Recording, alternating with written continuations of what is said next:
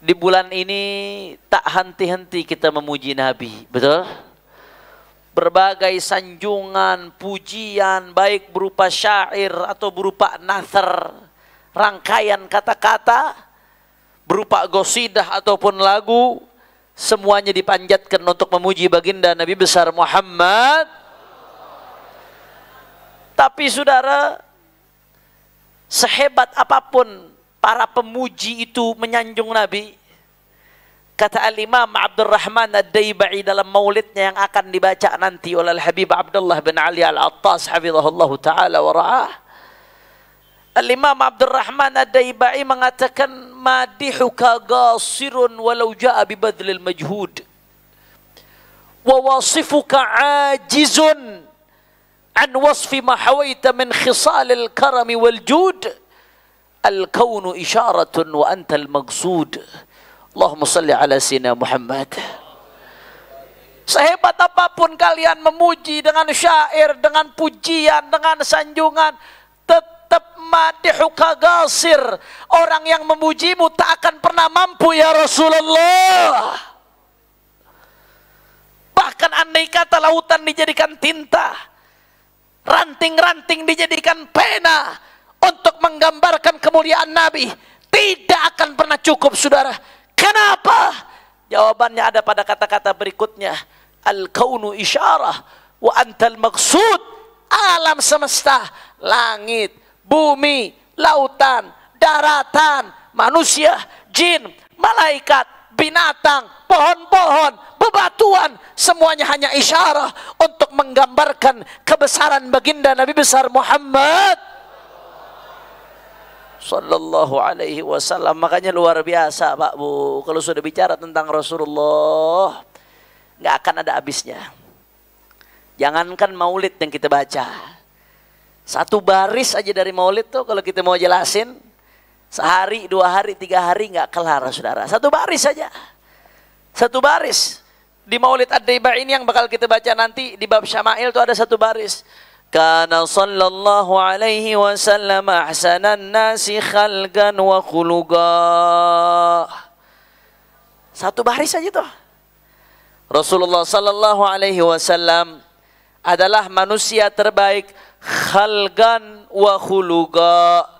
Baik akhlaknya, baik perangainya, baik jasadnya, baik fisiknya, atau khuluqa akhlak karimahnya. Khalqan dulu dah kita mulai. Fisiknya Nabi dulu sebelum yang lain saudara. Fisiknya Nabi dulu. Kalau udah bicara tentang fisiknya Nabi luar biasa. Para sahabat mengatakan sebagaimana diriwayatkan oleh Al-Imam Tirmidzi di dalam Syama'ilnya, itu kata para sahabat, kana sallallahu alaihi wasallam ahsanan nasi wajhan faka'annama asy-syamsu tajri fi wajhihi. Nabi Muhammad sallallahu alaihi wasallam itu orang yang wajahnya paling indah, saking bercahayanya wajah Nabi, seakan-akan matahari ada di wajahnya Sayyidina Muhammad. Makanya nggak ada yang mampu lama-lama mandang wajah Nabi, sebagaimana kita nggak mampu lama mandang matahari, saudara. Dalam riwayat lain, Sayyidina Jabir ibn Sumrah radhiyallahu anhu pernah mengatakan, nazartu ila Rasulillah fi lailatin muqmirah faja'altu anzuru ila al-qamar wa ila Rasulillah falahu indi ahsan min al-qamar. Kata Sayyidina Jabir ibn Sumrah, suatu malam di malam purnama, ketika purnama sedang begitu indahnya, aku melihat Rasulullah, kemudian aku lihat lagi purnama. Aku lihat Rasulullah, aku lihat lagi purnama. Kesimpulannya kata beliau apa? Falahu indi ahsan minal qamar. Sungguh purnama yang indah, pesonanya redup dengan keindahan baginda Nabi Muhammad. Sahabiyah perempuan, Bu. Sahabat nggak cuma laki, sahabat perempuan juga ada. Makanya pejuang-pejuang perempuan harus ada. Sebagaimana sahabat juga ada yang perempuan, saudara. Sahabiyah namanya Rubai' binti Muawwidh. Sahabiyah, sahabat Rasulullah perempuan. Ditanya, sifilana Rasulullah, wahai sahabiyah Rubai', Coba sifati kami Rasulullah itu gimana sih? Gambarkan kepada kami bagaimana itu Rasulullah. Apa kata Sayyidatuna Rubai' binti Muawwidh, saudara? Ya bunayya, idza ra'aitahu la ra'aita asy-syamsa tali'ah.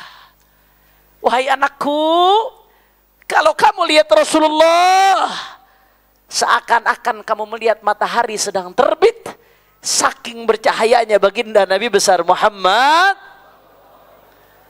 Mudah-mudahan Allah tidak haramkan wajah kita untuk mandang, mata kita untuk mandang Rasulullah di dunia sebelum di akhirat.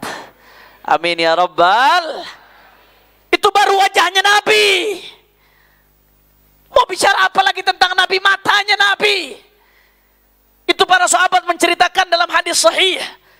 Matanya Nabi, saudara, kana sallallahu alaihi wasallam yara fi lailatin mudhlimah kama yara fin nahar. Matanya Nabi itu di malam yang pekat, gelap gulita, bisa melihat tanpa bantuan cahaya sedikit pun, sebagaimana mata Nabi melihat di siang hari, saudara. Dalam riwayat hadis lain disebutkan, kana sallallahu alaihi wasallam yara min khalfin kama yara min amam. Nabi kita Muhammad sallallahu alaihi wasallam bisa ngelihat apa yang ada di belakangnya tanpa nengok, sebagaimana bisa ngelihat apa yang di depannya. Yang begitu cuma matanya Habibi Muhammad. Ini kayaknya masih sedikit yang sholawat kalau disebutkan nama Nabi ini. Allahumma salli ala Muhammad. Kata Abuya Sayyid Muhammad Al-Maliki, hati-hati. Kata Abuya Sayyid Muhammad Al-Maliki, sholawat itu mudah, pahalanya besar. Hadis yang menyebutkan fadilah sholawat Nabi nggak kehitung, saudara. Akan tetapi nggak semua orang Allah izinkan, hanya hamba yang dicintai yang digerakkan lisannya ketika disebutkan nama Nabi Muhammad. Makanya jangan sampai diri kita termasuk yang diharamkan. Sering-sering sebut nama salawat ketika disebutkan nama Rasulullah sallallahu alaihi wasallam. Itu baru matanya Nabi, tangannya Nabi, saudara. Ada nama sahabat namanya Yazid ibn al-Aswad. Sahabat Yazid ibn al-Aswad radhiyallahu anhu mengatakan apa? Nawalani sallallahu alaihi wasallam yadahu syarifah fakana abrad min al-thalaj wa atyab min al-misik. Nabi ngulurkan tangannya, aku salaman sama Nabi. Apa yang aku rasakan, kata sahabat Yazid bin al-Aswad? Aku merasakan tangan Nabi lebih sejuk dari es dan lebih wangi dari misik, saudara. Dalam riwayat lain Sayyidina Anas bin Malik mengatakan, ma masastu hariran wala dibajan alyan min yadi Rasulullah. Aku nggak pernah nyentuh satu sutra pun. Kalau kita belajar ilmu usul fiqh ada namanya nakirah fi siyaqin nafi. Lafaz nakirah, hariran, dibajan, bukan ma'rifat. Nakirah dalam konteks nafi, maka yufidul umum, artinya general, umum. Nggak pernah aku sentuh satu sutra pun, merek apapun, dari negara manapun, jenis apapun. Aku tidak pernah menyentuh sutra yang lebih lembut dari tangannya Nabi Muhammad. Mudah-mudahan Allah tidak haramkan tangan kita untuk salaman sama Rasulullah. Amin ya Rabbal. Itu baru tangannya Nabi. Mau apa lagi kalau bicara tentang Nabi, saudara? Keringatnya Nabi. Keringat. Yang kalau kita jijik dengan keringat, bahkan keringat diri kita sendiri kita merasa bau. Tapi keringatnya Nabi. Al-Imam Tabarani meriwayatkan dalam Mu'jamnya. Ada satu rumah di Madinah yang ekonominya kurang mampu. Anak perempuan dari pemilik rumah tersebut mau nikah. Yang namanya perempuan kan mau nikah bebenah diri, saudara, betul? Dipakai wangi-wangian, diluluran. Biasanya kalau orang Jakarta dipakai uap, pakai kembang-kembang tuh. Bebenah diri, cuma nikah gak mampu, keluarga beli parfum aja dia gak mampu. Ayahnya datang ngeluh ke Rasulullah, ya Rasulullah, ya Rasulullah, anak perempuanku mau nikah, aku gak mampu beli parfum, bagaimana ya Rasulullah? Kata Nabi Muhammad, disuruh ambil qarurah, wadah. Akhirnya wadah itu diambil, diserahkan kepada Rasulullah. Rasulullah ambil sedikit dari keringatnya, saudara. Kebetulan Nabi lagi keringetan tuh waktu. Nabi ambil sedikit dari keringatnya, ditaruh di wadah tersebut, kemudian dibawa pulang sama itu orang, saudara. Begitu hari hak pernikahan, pengantin perempuan pakai dikit dari keringatnya Rasulullah Shallallahu Alaihi Wasallam. Bukan hanya yang ada di dalam rumah, tapi Madinah mencium bau harumnya, saudara. Habib kan perempuan nggak boleh pakai parfum kecium laki-laki yang nggak mahram. Itu bagaimana satu Madinah nyium? Ini bukan parfum biasa. Yang wangi hakikatnya bukan perempuan itu. Yang harum adalah keringatnya baginda Nabi Muhammad Sallallahu Alaihi Wasallam. Makanya sisa dari keringat tersebut yang dipakai sama tuh perempuan disimpan sama pemilik rumah tersebut. Mereka pakai kalau lagi pengen pakai, saking wanginya itu rumah terkenal di Madinah dengan sebutan Baitul Mutayyibin, rumahnya orang-orang yang wangi. Gara-gara apa? Gara-gara keringatnya baginda Nabi Muhammad. Jangankan keringatnya Nabi, kotorannya Nabi, saudara. Buang air besar, buang air kecil. Al-Imam Al-Qustulani dalam kitabnya Al-Mawahibul Ladunia, Imam Qustulani ulama besar yang punya syarah Sahih Bukhari. Al-Qustulani dalam kitabnya Al-Mawahibul Ladunia, beliau cerita apa? Termasuk mukjizatnya Nabi. Nabi kalau buang air besar, buang air kecil, selalu kotorannya ditelan bumi, saudara. Gak pernah ada yang ngelihat kotoran Rasulullah. Sebagai penghormatan Allah kepada baginda Nabi Muhammad Sallallahu Alaihi Wasallam. Akan tetapi Allah tunjukkan kemuliaan Nabi. Tempat bekas Nabi buang air besar, buang air kecil, mengeluarkan bau harum wangi yang luar biasa.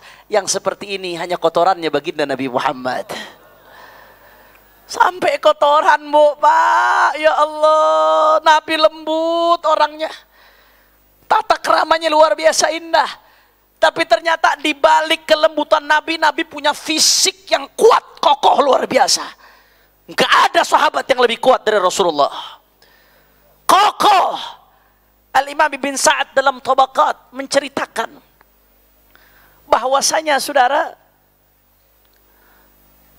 waktu umat Islam mau perang Khandaq, ini perang Khandaq, perang yang strategi umat Islam menggali parit supaya musuh nggak bisa masuk ke Madinah. Ketika rame-rame gotong royong umat Islam menggali parit untuk perang Khandaq, akhirnya para sahabat terhenti waktu gali parit, Pak, Bu. Gara-gara ada batu besar, disebutnya Kidbah, Sahrah Azimah, batu besar. Rame-rame itu sahabat udah berusaha ngancurin bagaimana caranya, bergerak dikit kagak. Kuat betul itu batu alam. Akhirnya begitu sahabat udah berusaha semaksimal mungkin, nggak bisa, mereka ngadu ke Rasulullah Sallallahu Alaihi Wasallam supaya Rasulullah turun tangan. Abu Yazid Muhammad Al-Maliki dalam kitabnya Muhammad Al-Insanul Kamil cerita, itu Rasulullah ketika itu dalam keadaan belum makan 3 hari. Perutnya diikat dengan batu, saudara. Kita kalau belum makan 3 hari, letoy apa kagak? Bukan letoy lagi, udah kayak kanebo kering, saudara. Betul-betul. Belum makan 3 hari, kata Abu Yazid Muhammad. Begitu sahabat ngadu, Rasulullah nggak pakai lama, langsung Nabi ngambil mi'wal. Mi'wal itu kalau bahasa Indonesianya pacul. Nabi ambil itu pacul, Nabi turun, saudara. Sahabat rame-rame, berpuluh-puluh kali, getok kagak bergerak. Begitu Nabi turun, dalam keadaan belum makan 3 hari, cuma 3 ketukan, hancur lebur itu batu, saudara. Said Muhammad Al-Maliki mengatakan, kalau dalam keadaan belum makan 3 hari aja kekuatan Nabi begini, bagaimana kalau dalam keadaan normal? Yang begini cuma kekuatan Habibana Muhammad.